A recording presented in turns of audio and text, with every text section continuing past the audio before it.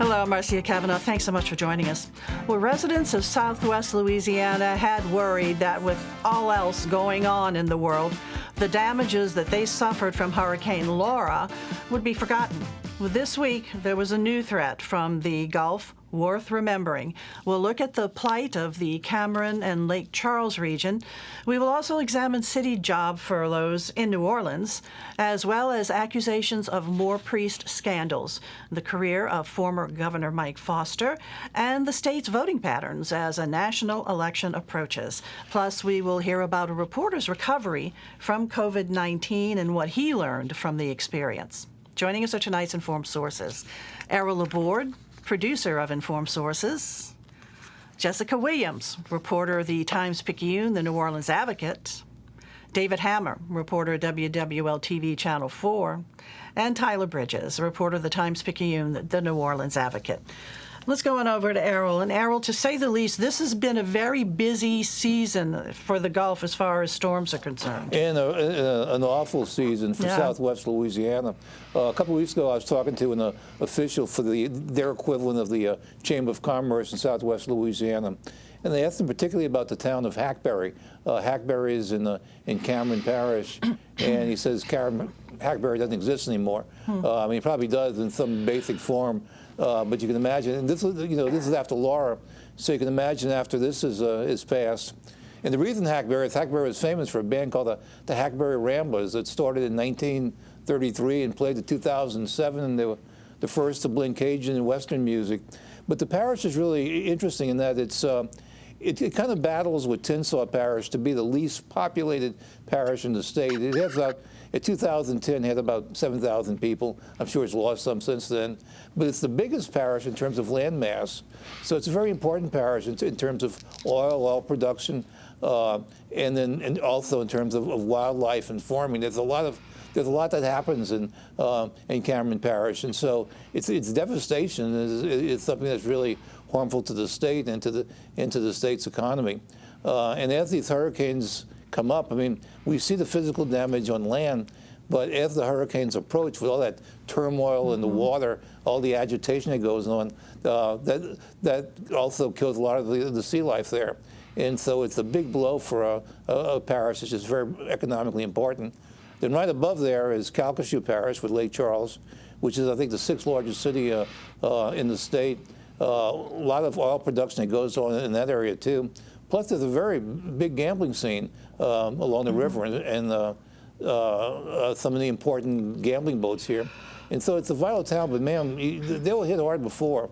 And you talk to people over there, and if you talk to them like last week at this time, they'd say, man, things are tough. We're all living with blue roofs, with that tarpaulin and that. And so imagine living in that and all of a sudden having this coming here. Yeah, I mean, our heart breaks for the folks who live in that area. And of course, as you said, the city of Lake Charles was just really hammered by Hurricane Laura, and they're not really even that close to recovering. Certainly they're recovering to some point, but they're working hard to, continue to recover. They don't need more tropical weather, that's for sure. And it was wind damage, but Cameron Parish, which is right on the Gulf. Look, you can be driving your car down the highway in Cameron Parish, pull your car on the side, and just go walk into the Gulf a few feet. I mean, it's that close. There's no barriers that are really separating. I mean, you're right next to the Gulf, so you can imagine what the surge looks like over there. So surge in Cameron and wind damage in Calcasieu. Well, all of us in Louisiana, certainly all along the Louisiana coast and inland too, I mean, we've had enough of this. We really are pretty storm battered, whether they've hit us directly or not. They're stressing out over it. So hopefully we'll have a nice fall. This will lead us on to a nice fall. And it's very rare for two hurricanes to hit the same destination in the same year. It's happened before, not in Louisiana, but it's very, very rare that it happens. Right. All right, Eve, thanks a lot. David, over to you. And we just keep hearing continuing stories of priests involved in the sex scandals, and you have more news to break here. Yeah, unfortunately, it's been a very difficult week for the Archdiocese of New Orleans. And it really started last week when we got news that Archbishop Greg Ammon was removing two priests from ministry, Patrick Watney and Travis Clark for two separate incidents. And the first one was that Patrick Watney came forward and self-reported that he had sexually abused a minor in 2013, and he was immediately removed from ministry. And then Father Travis Clark in Pearl River was arrested for obscenity with women by the police there and jailed, and he was immediately removed. And then we were already, myself and Ramon Vargas at the Times-Picayune, had been working on this longstanding series, Losing Faith, about longstanding priest abuse allegations and the way the Archdiocese had handled them. And on Monday, we did our story about some older allegations dating back to the 1970s involving Father Luis Fernandez and Father Robert Cooper at St. John Prep. And that was when the current Archbishop Greg Amond was actually on staff there at the church, and students actually brought allegations of sexual, of suggestive letters that they had received to then Father Amond. And now, all these years later, one of those gentlemen says that he was sexually abused at that time by both Father Fernandez and Father Cooper, and made the Archbishop aware of that in 2010. And those two gentlemen were not, those two former priests were not placed on a list of credibly accused clergy by Archbishop Amond in 2018.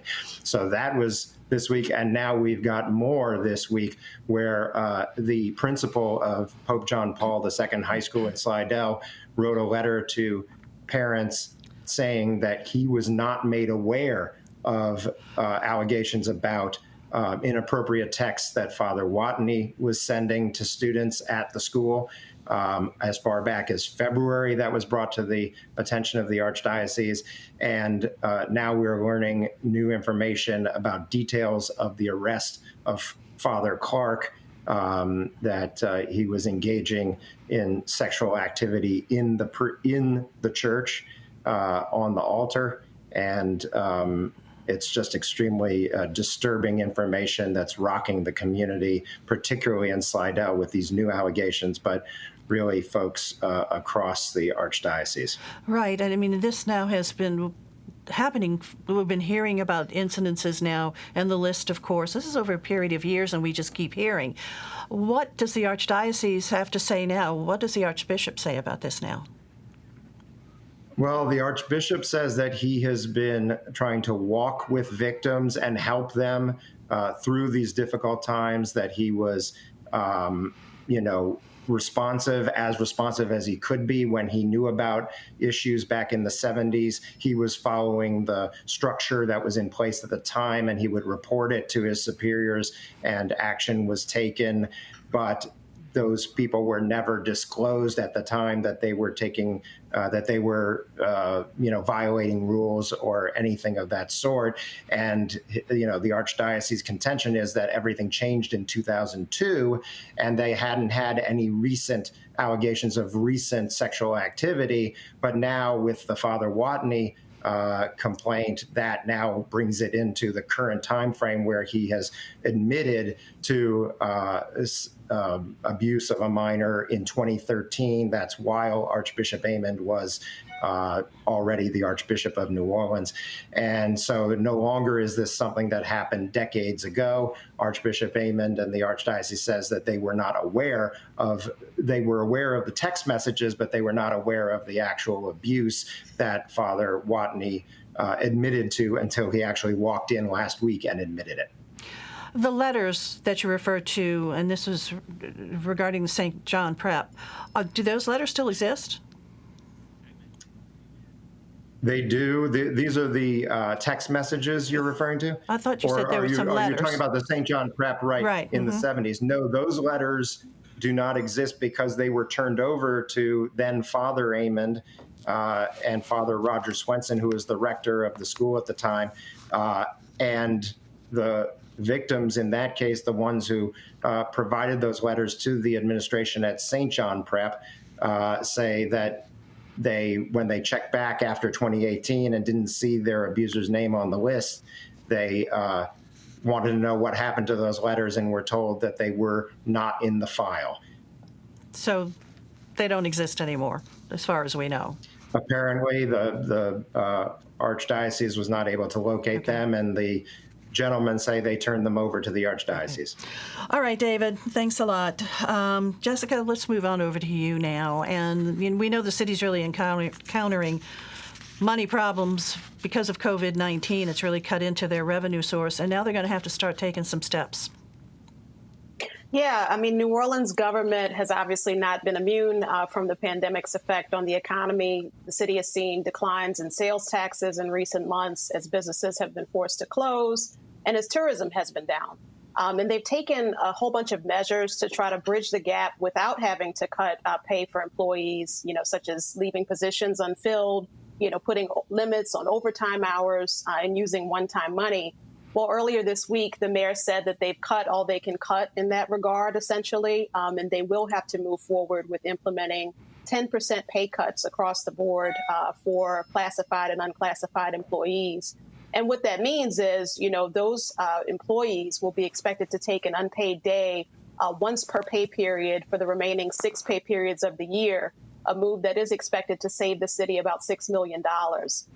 Now, for the unclassified workers, which includes managers and folks who have appointed positions, those individuals will still be expected to show up to work on the days that they do have an unpaid day.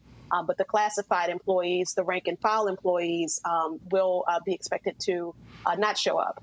The mayor has said, she's encouraging everyone to show up across the city, even if this particular move that she is putting into place for City Hall doesn't affect necessarily the council or some of the other elected officials in the city. She's encouraging every department or every agency that has a budget to take this day to give the city some financial relief. Mm-hmm. And that's really where things stand as of now. The city is hoping that, they won't have to take further cuts, but they also haven't ruled out the possibility that more days could be turned into furlough, or that permanent layoffs or temporary layoffs could come into effect if the financial condition of the city does not improve. What about public safety? Firemen, the people from the fire department, men and women, same thing for the police department. Will those departments now have a shortage of manpower?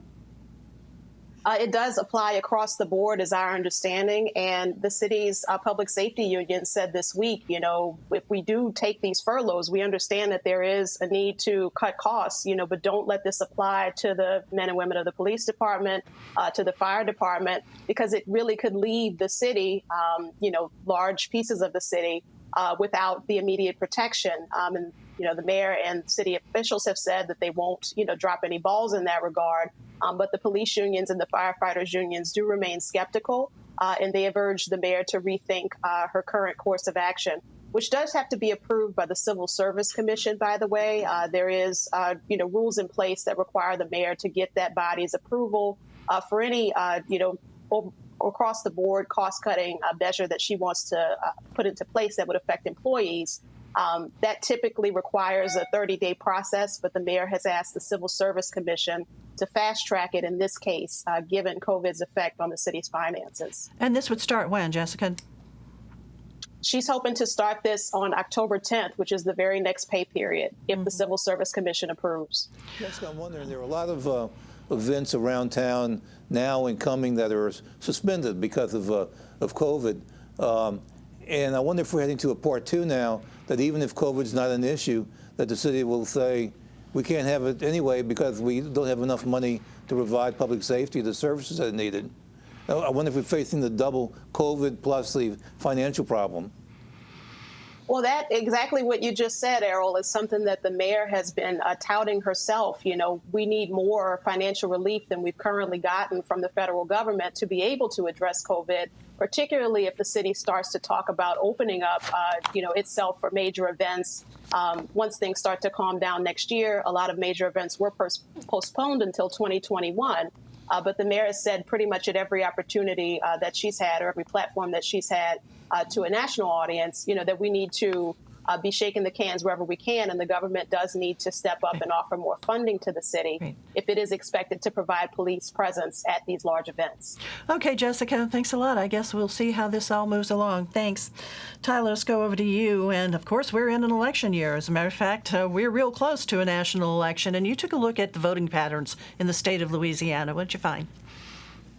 Yeah, Marcia, I was looking at the question, how is Louisiana's electorate different today compared to 2016 when Donald Trump won Louisiana by 20 points over Hillary Clinton? What I found is that the state has become even redder. And so I went to Ville Platte in Evangeline Parish to tell that story for the newspaper. And I went to particularly Senate District 28, which had been represented for years and years and years by Democrats.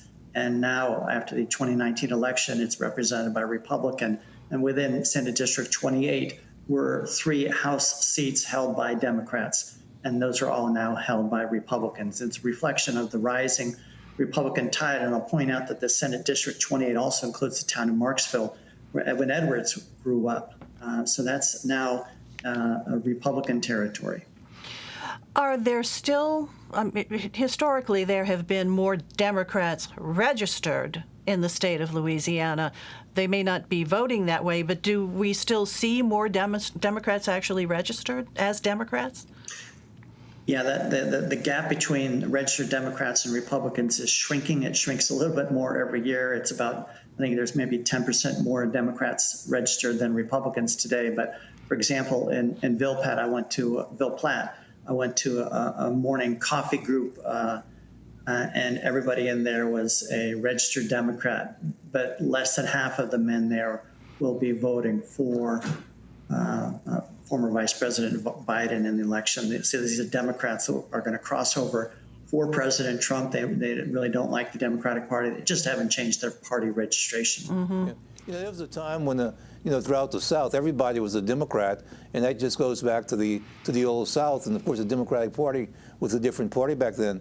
But a lot of people, I think, when they got of voting age, their parents, their grandparents, their great-grandparents had all been Democrats, so they knew nothing but to register as Democrats. So I think a lot of people automatically register Democrats, but they've always voted Republican, all their life, especially once the open primary law was passed, and you didn't have to, vote one party or the other. Mm-hmm. And so I think a lot of it is just the heritage, but the political reality is that people are voting Republican. Yeah, so what we've seen is the small towns and rural areas of Louisiana that elected Edwin Edwards and John Breaux and Bennett Johnson, folks like that, for many, many, many years, Russell Long, those small towns and rural areas are now solidly voting for Republicans, particularly Donald Trump. But there's also a countervailing trend going on, Marcia, which is that Republican white women in suburban areas like Jefferson Parish, they are increasingly voting. They're turning away from Donald Trump. I think they just find him to be too much. And they were turned off by the president's behavior in the first presidential debate this year. And so there's been some erosion of support for Trump among these Republican-oriented professional white women in the suburbs of New Orleans and Baton Rouge and other cities in the state. Okay. All righty. Thanks a lot, Tyler. Election not far away. We'll see how the numbers go. David, over to you. You have a personal story to tell about COVID-19. You had it. How are you doing now? I'm doing well. Thank you for asking. I know I was giving you updates a lot more often back in the spring. I tested positive on, I believe it was March 26th, and I really didn't come out of it with my strength and everything back until later in April. And it was a pretty tough go. And it's interesting now in the context of seeing all the attention on President Trump and his diagnosis and his testing positive and then going to Walter Reed to see him getting all this treatment on the front end. The first week that I had it was relatively easy compared to the second week. And I never received any medication. I never went to the hospital, thank goodness, because things were pretty tough back then in terms of potentially hitting capacity at the hospitals. And But day 10 was the hardest for me. So we still haven't reached that point, depending on what the first day that President Trump actually tested positive was, which I guess has been a little bit unclear. But we're not at that point yet for him. So it's just interesting to watch now, after going through it myself, not having access to any kind of medication or treatment, and just having to ride it out. And, not being a 74-year-old man, but a 45-year-old man, and not having some of the underlying conditions. So it's just interesting now looking back. I have one thing I'm really proud of and happy to report is that I've continued to donate convalescent plasma. I've now actually just this week did my 4th donation since getting better, and I'm assured by the blood center that that's helping people who are still struggling in the hospitals, who need those transfusions of plasma to try to help fight off the disease. So, it's been quite a journey. And again, it's just interesting to look back at it and think, there is really kind of a benefit of having the antibodies and feeling a little bit more confident going out in the world. But I still make sure to follow all of the guidelines and wear my mask in public and all of that. Which you are advised to do. Go ahead, Errol. David, I have to ask, why day 10 and what happened? I don't know why day 10. We knew a lot less about the illness back when I had it in March and April. But I woke up in the middle of the night, 2:30 in the morning, and I had this just intense pressure on my chest, which I described in a New York Times article, actually as an anvil, like an anvil sitting on my chest. And I was so scared, and had seen people in the news, they had gotten better, and then they had gotten worse and died. And I really thought that I was on the verge of dying and needed to be rushed to the hospital. It turned out it was just a panic attack. The pressure on my chest was real, but my reaction to it was that I started to have shortness of breath because I started to panic. And the lack of knowledge of how things really work back then worked against me from a psychological standpoint, for sure. But as you said, you're 45-year-old man. Sorry to age you by 20 years quickly. 45-year-old man in good health, a nice, strong, strapping young man.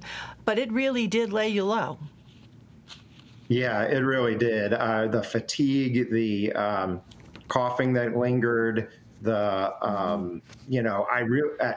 that first 2-week period, really, there were some days that got a little better, but then when it was worse, I really could not sit at my computer and type. I would get that tired. Yeah. And then these things like the pressure and the kind of feeling of tingling in my extremities because of I don't even know what, but definitely feeling like there was scarring going on in my lungs. Okay, well, David, it's great to see you looking really great. Good color in your face. And you're still continuing to do it, all your great reporting. Thanks a lot, David. All right, Tyler, over to you. And we lost this week, or was it last week? I can't recall exactly whether it was this week. But Governor Foster, it was Sunday. Governor Mike Foster passed away at age 90, and you went to the service. To his funeral service. Yeah, I went I wrote his obituary for the newspaper, and I had known Governor Foster when he was in office. He was there from 1996 to 2004. Sort of interesting detail that he closed out the century, the 20th century, and his grandfather had closed out the 19th century as governor of Louisiana. But I did go to Franklin. It was as befits Governor Foster, it was a simple ceremony in the Franklin Cemetery, and there was a lot of former elected officials, including former Governor Bobby Jindal, who was his protege.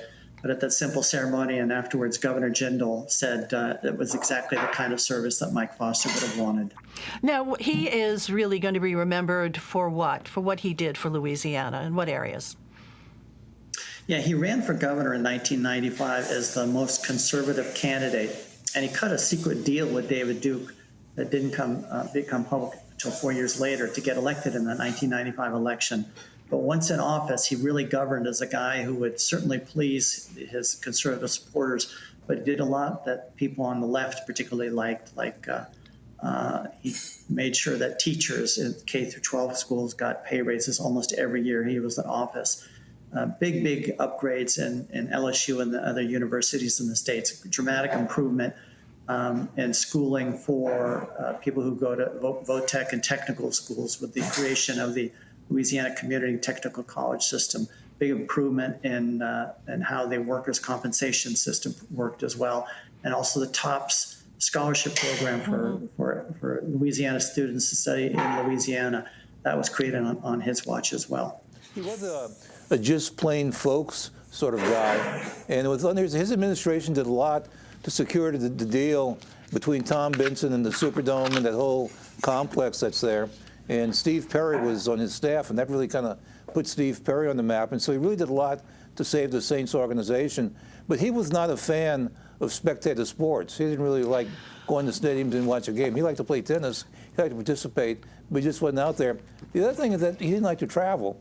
And this was a time when a lot of governors were doing economic development. Governor Mabus in Mississippi was traveling all around the world, and maybe Foster would send a letter or something. But he liked being home, and he liked to ride a motorcycle. He didn't. He didn't like motorcycle helmets either. No, yeah. No. And there are stories on Fridays when he'd go back to Franklin that he'd ride home from Baton Rouge to Franklin on his motorcycle, and the state police car would follow him. Okay, that's right. Tyler, real quick to wrap up, and then we're moving on to our roundtable. Real quick. Yeah, and in his second term, he got a law degree from Southern University, Right. and he also learned how to fly a helicopter. So, Governor Mike Foster, we send our condolences to his family. Let's wrap it up, folks. E, starting with you. Other news. Okay, on the November ballot, there's going to be 7 constitutional amendments and 1 proposition. The proposition is about sports gambling, but the 7 amendments go all over the place, and so they're worth examining. All right, Jessica. New Orleans' government is going to offer $1.5 million in mortgage assistance to mom and pop landlords who have struggled to collect rent amid the coronavirus pandemic. All righty. David, over to you. Well, Monday, it's hard to believe, is the 1-year anniversary of the collapse of the Hard Rock Hotel. And so there's still a lot to be done in terms of tearing it down. It was supposed to be down by now, but it's not. And there's more information to be had about what caused the accident. Indeed. Tyler, wrap up with you. Yeah, the legislature, led by Republicans, is continuing in its special session, and their prime purpose has been to try to cut the governor's powers for these emergency situations. Be very interested to see with the destruction that the hurricane will be causing as to whether they will pull back on what they've been trying to do to undercut the governor. All right, guys. Thanks a lot for joining us. Everybody in their respective locations, thank you all for joining us, too. See you again next week for Informed Sources. Have a good evening.